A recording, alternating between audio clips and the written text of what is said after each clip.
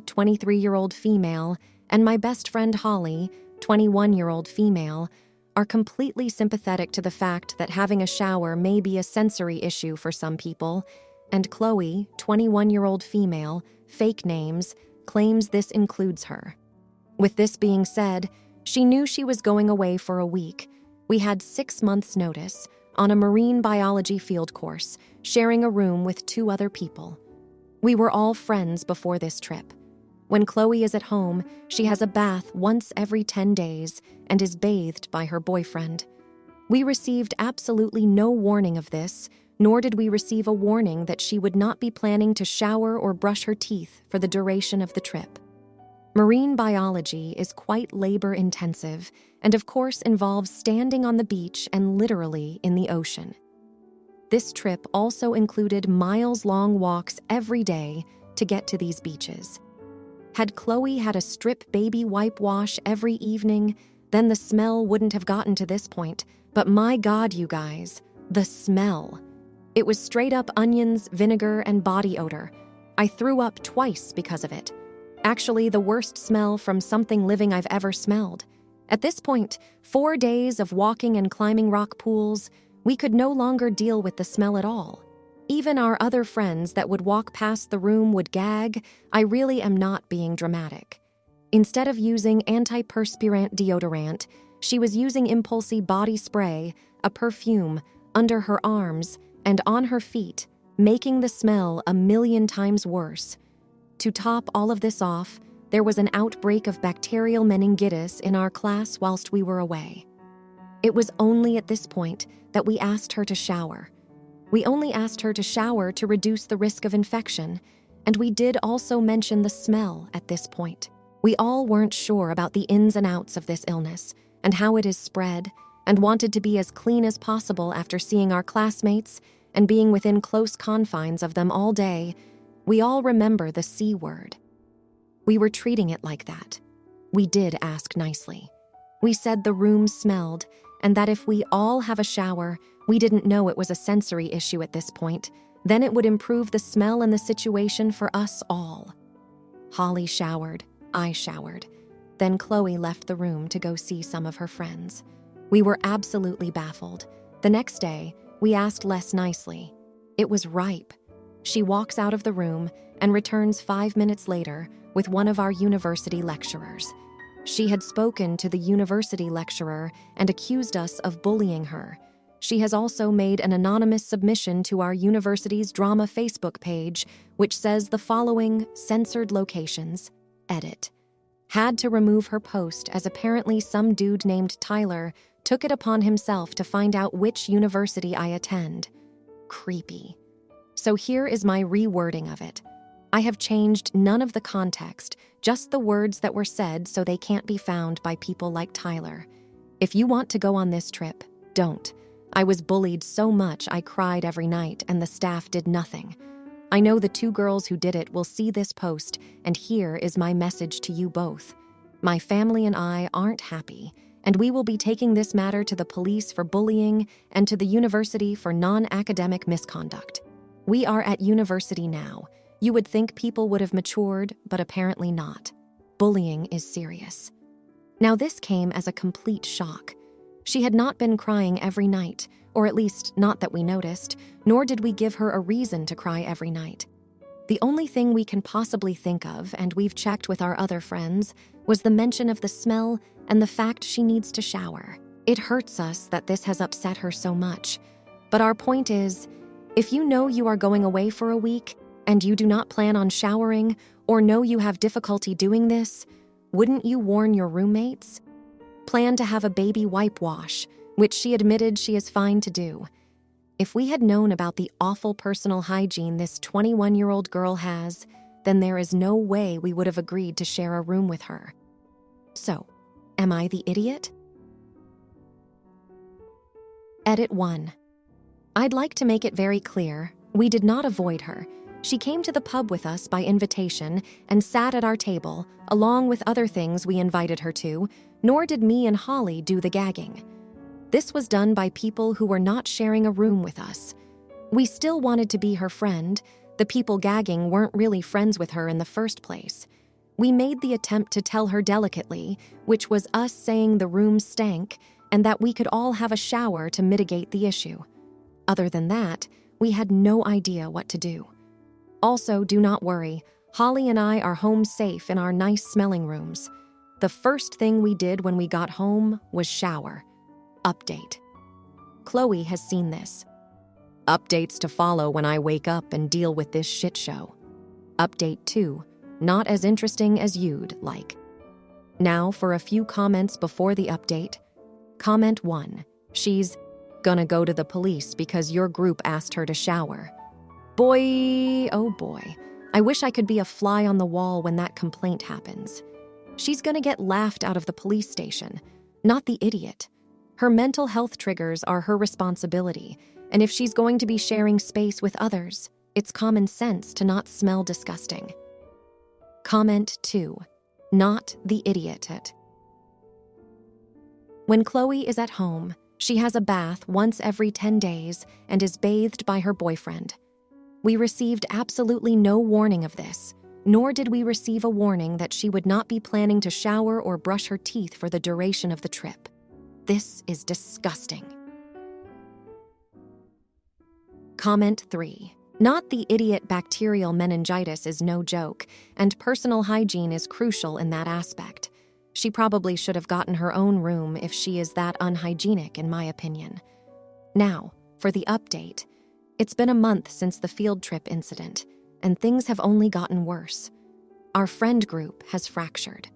Chloe's Facebook post about the situation went viral within the university community, and people took sides. Several students who weren't even on the trip have labeled us as insensitive bullies. I've received anonymous messages online telling me that I should be ashamed of how I treated Chloe. The fallout hit its peak when the university's student support services called us in for a mediation session. We tried to explain the situation, emphasizing our concern for Chloe's well-being and hygiene, but it didn't seem to matter. The mediation ended with Chloe in tears, and us being warned about inclusive conduct and respecting diversity in student lifestyles. Our friendship with Chloe has completely disintegrated. She's moved to a different lab group, and whenever we pass each other on campus, she looks away. I miss her, but I also feel so much anger about how things went down. To make matters worse, my best friend has been struggling with the backlash.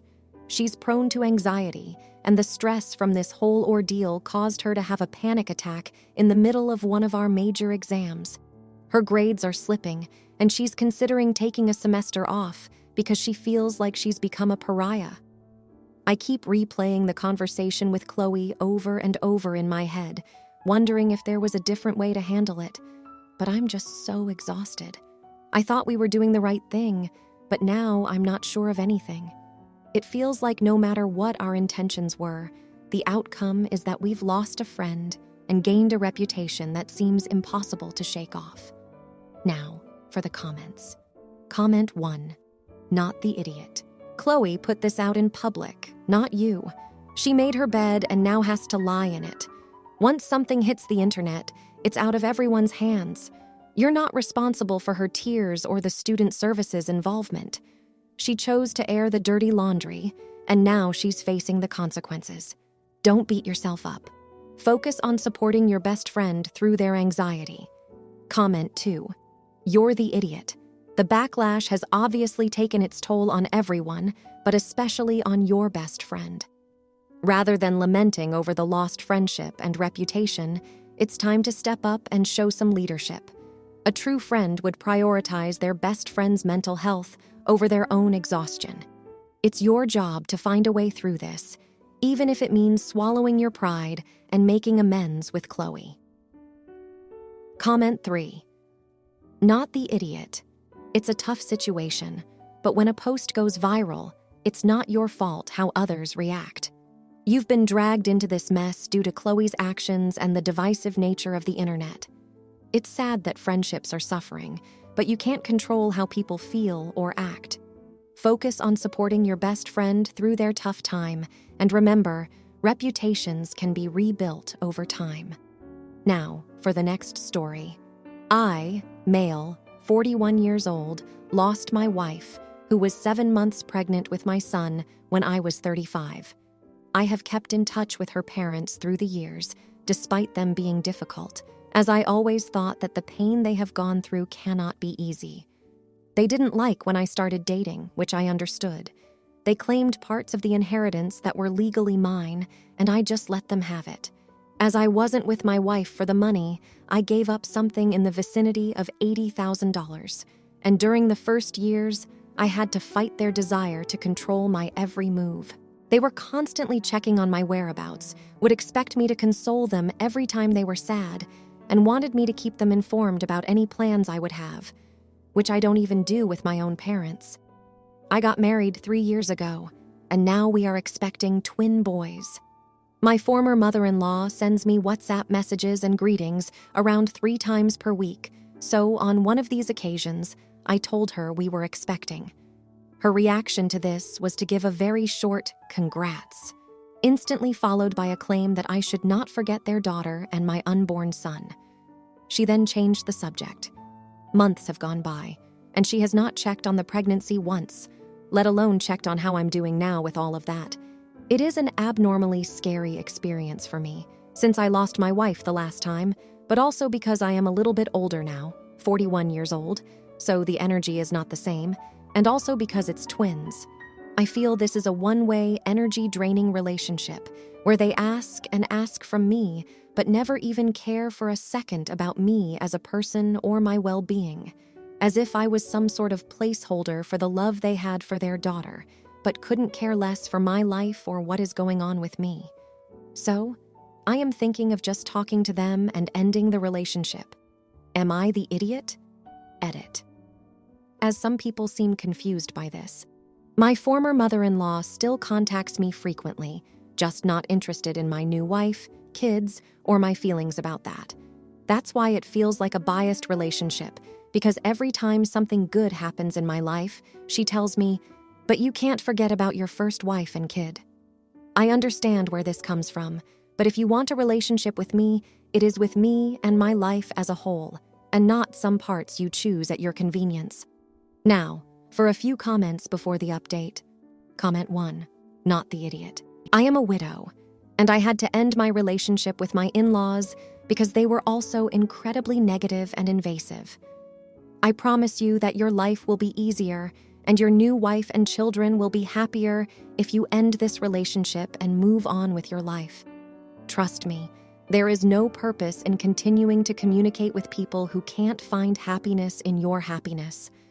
Comment 2, you need to move on and find joy with your wonderful new family. You have done nothing wrong. After all the heartache, you deserve to be happy. Remember that you are not their emotional crutch. You even gave them part of the inheritance. Congratulations on your twins. Go live your life in peace. Comment 3. They may need some time and space to come to terms with the news. It could be difficult for them to be happy for you given the circumstances and they're still grieving. However, you don't owe them more of your life and time. Move on and be happy. Not the idiot. Now for the update. 2 weeks ago, I finally reached my breaking point and decided I needed to distance myself from my former in-laws. I wanted to be fully present for my current wife and our upcoming twins, without the shadow of my past constantly looming over us.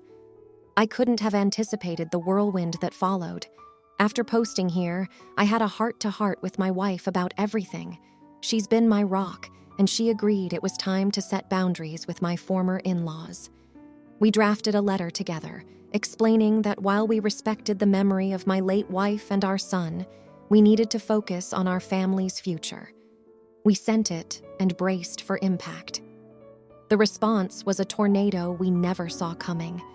My former mother-in-law showed up at our house unannounced, hysterical, with a letter of her own.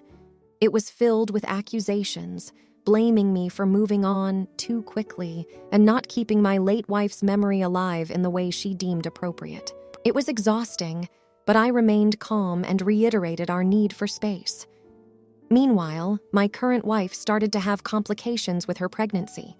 We rushed to the hospital, fearing the worst, But thankfully, after a few tense days, the situation stabilized. It was a stark reminder of what truly mattered. In a bizarre twist, my sister-in-law, who had been estranged from the family due to her own issues with their controlling nature, reached out to me. Turns out, she saw my post from a throwaway account after a friend of hers pieced together the story. She apologized for not being there during the fallout of my late wife's passing and offered support, having experienced their toxicity firsthand. Just when I thought things couldn't get more complicated, a lawyer contacted me. Apparently, my former mother-in-law was challenging the will again, alleging that I'd hidden assets. It's baseless, but it means dealing with legal headaches when I should be preparing for the birth of my sons. Despite this chaos, there's a silver lining. My current wife's family has been incredibly supportive, stepping up in ways I couldn't have imagined. And the outpouring of support from friends and even strangers from my initial post has been overwhelming. I'm focusing on the future now, on my wife and our children, and on the family we choose to be a part of our lives. It's been a roller coaster, but I'm learning that sometimes the most dramatic steps lead to the most peaceful paths. For anyone out there dealing with toxic family ties, know that it's okay to choose your own well-being. It's tough, but it's worth it. Now, for the comments. Comment 1. Not the idiot. Good on you for setting those boundaries. Family isn't always about blood, it's about who sticks by you. Your former in-laws lost that privilege the moment they crossed the line. You're not responsible for their feelings or legal shenanigans. Focus on your wife and little ones. That's the family that matters now. Comment 2. You're the idiot. I get wanting to protect your peace, but cutting off family is harsh. They're clearly hurting too. Maybe the former in-laws are acting out of grief and not malice. You could have tried to handle things more delicately, especially with the legal challenges. It's always worth trying to mend fences, even if you have to keep some distance. Comment 3. Not the idiot. Your primary responsibility is to your wife and unborn twins, especially with the pregnancy complications.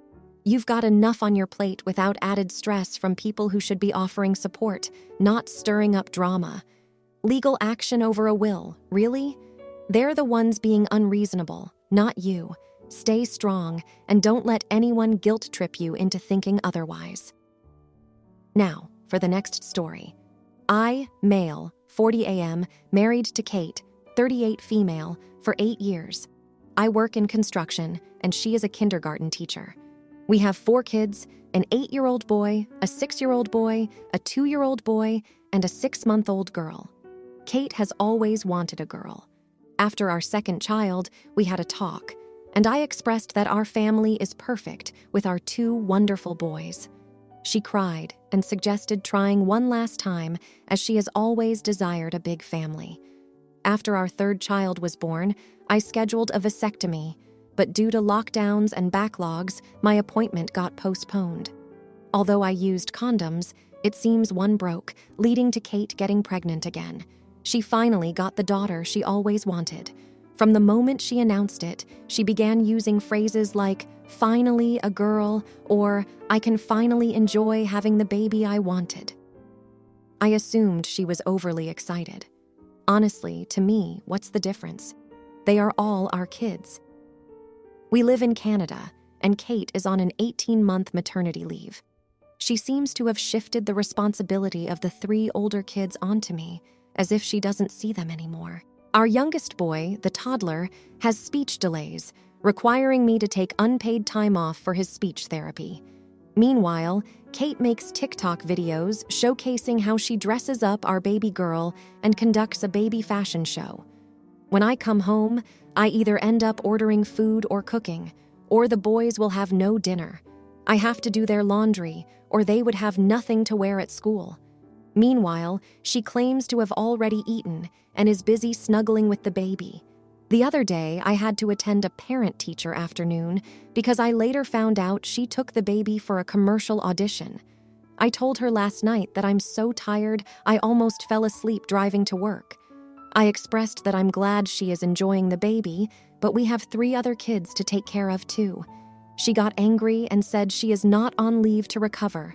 It's not a vacation, and I'm being a jerk. Please tell me, am I? Now, for a few comments before the update. Comment 1. Her behavior is not normal. I am not sure if therapy is an answer for her, but you should definitely schedule some for you. If you can't take off, does your little boy just miss his speech lesson? That is not normal. Comment 2. You need to explain that her behavior will damage the relationships with your older children. It's wonderful to be excited, but not to the detriment of the family and your marriage. Nip this in the bud. Not the idiot. Comment 3. Not the idiot. She's the type of mom that will only care about her daughter. Unfortunately, she doesn't give 2 fricks about her sons. This isn't someone I would stay married to. Now, for the update. After expressing my exhaustion and concerns to Kate and getting that less than supportive response, I decided to take matters into my own hands and seek couples counseling. The counselor suggested we both take some time off to reconnect and really discuss our family dynamics without distractions. Well, that time off turned into a full-on drama. First off, Kate reluctantly agreed to the counseling, but when we started delving into our issues, she broke down and revealed she's been struggling with postpartum depression. She felt like she had to make these TikTok videos to prove to herself and to the world that she could handle it all. It was her way of coping, but it was also a cry for help that I'd missed. The counselor suggested Kate take a break from social media and focus on her mental health. Kate was hesitant, but eventually agreed after a long, tear-filled conversation. She started therapy on her own, and the difference in her demeanor has been noticeable. Then, just when we thought we had a plan, life threw us another curveball. Our eldest son broke his arm during a soccer game. This meant hospital runs, dealing with insurance, and managing his recovery. With Kate needing to focus on her therapy, I had to step up even more. I was juggling work, the house, and the kids' needs, feeling like I was just about at my breaking point. But here's the jaw-dropping moment. One day, as I was drowning in laundry and stress, my boss called me into his office. I was expecting the worst, like maybe he'd noticed my performance slipping. Instead, he offered me a promotion, with a hefty raise and more flexible hours. He said he'd seen how I'd been managing everything and was impressed by my dedication and time management skills. With the extra income, we've decided to hire a part-time nanny to help with the kids and the house, giving me some much-needed breathing space and allowing Kati to focus on her recovery without feeling overwhelmed. In a surprising turn, our community rallied around us too. Friends and neighbors started dropping off meals and offering to take the kids on play dates. It's like my post opened up a conversation about the roles we play as parents and how it's okay to ask for help. As for Kate and I, we're taking it one day at a time. Our counseling sessions have become a safe space for us to communicate and work through our issues. The road ahead is still uncertain, but these past 2 weeks have shown me that even when things get unbelievably tough, there's always a way through if you're willing to reach out and face the challenges together. Now, for the comments. Comment 1. Not the idiot. Taking on a part-time nanny is a smart move to manage the load, especially with the promotion. It's important to recognize when you need help and to accept it. With the added stress of your son's injury and Kate's postpartum depression, you're doing what is necessary for your family's well-being. Sometimes, it takes a village, and there's no shame in that. Comment 2. You're the idiot for not being more supportive of Kate's coping mechanisms. Struggling with postpartum depression is incredibly difficult, and while TikTok might not be the best solution, taking it away without providing immediate alternative support can feel dismissive of her struggles. It's crucial to be patient and understanding, especially during such a vulnerable time. Comment 3. Not the idiot at all. The fact that you're both in counseling and working through issues is commendable. Accepting help from the community shows maturity and resourcefulness. You're not just thinking of yourself, You're looking out for your family's best interest. It's a tough situation, but you're handling it admirably by seeking help and sharing the load. If you liked this video, you'll probably like these too. Also, while you're here, please consider subscribing. It's your support that keeps this channel alive and allows me to make better and longer videos. Have a great day.